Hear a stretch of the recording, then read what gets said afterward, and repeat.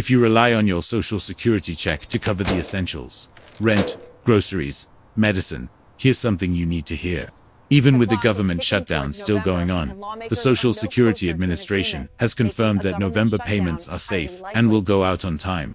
But before you breathe that sigh of relief, there is more happening behind the scenes that could affect how much money you actually keep in the months ahead. Because while benefits are staying on track, Medicare premiums are rising sharply, and that new 2.8% COLA increase for 2026 might not stretch as far as you think.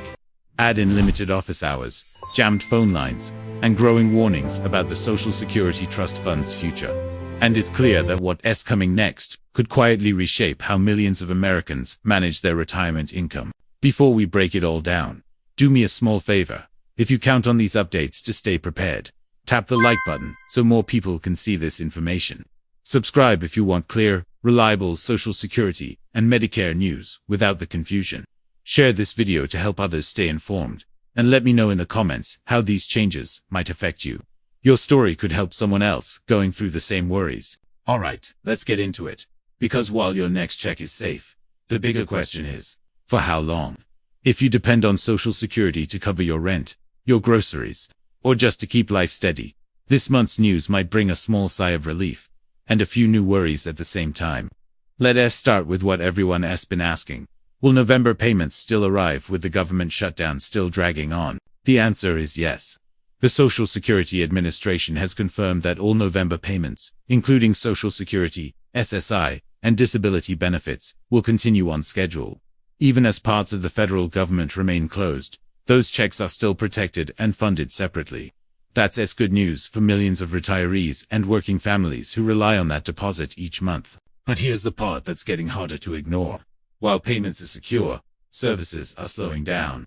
Field offices across several states are working with limited staff, and some have had to reduce hours or close temporarily.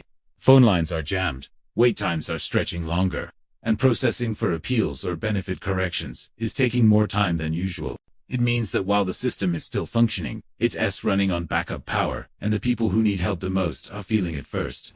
Now, looking ahead, there's a little more movement on the horizon. The Social Security Administration has announced that the 2026 Cost of Living Adjustment, or COLA, will be 2.8%. For the average retiree, that means about $56 more per month starting in January. It's a modest increase, meant to help offset rising costs of living. But here's the tough truth. Many seniors say that number doesn't come close to keeping up with the real price of daily life. Because when rent is climbing, groceries cost more, and medical bills don't slow down, a $56 increase can disappear in a single trip to the pharmacy. And that's where Medicare enters the picture. The standard Medicare Part B premium, which covers doctor visits and outpatient care, is projected to rise by roughly 11.5% next year. That's an increase of about $21.50 a month.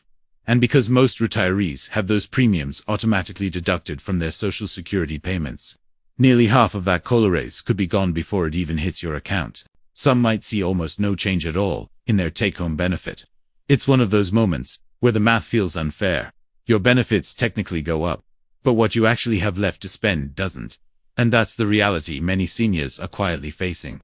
Meanwhile, the ongoing shutdown has made accessing help more difficult. People trying to replace a lost Social Security card, fix a deposit error, or appeal a decision are finding that calls go unanswered, or paperwork is taking weeks longer to process. The agency is doing what it can with limited funding, but the strain is showing, and that's creating real frustration and uncertainty for people who depend on timely service. Now, beyond these short-term updates, there's a deeper issue that keeps surfacing: the future of Social Security itself. According to the latest reports, the main retirement trust fund, the one that supports benefits for tens of millions, could be depleted by 2032 or 2033 if no action is taken.